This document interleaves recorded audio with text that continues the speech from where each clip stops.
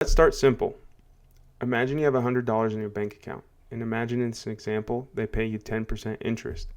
After 1 year, you'll have $110. Year 2, $121. In year 3, $133.10.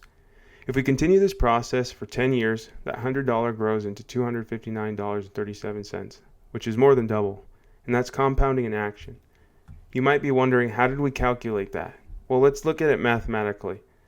We use the compound interest formula, which is A equals P times, then we use brackets, 1 plus R, then to the T, where A is the total amount after T years, P is your starting principal, R is the amount annual interest rate, and T is the number of years.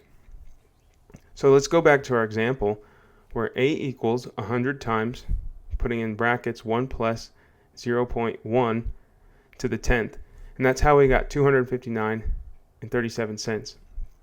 This formula shows you how your money grows faster each year because interest is earned on the principal, but it's also on the interest from the previous year, and that's compounding. Key point to remember though, compounding works both ways.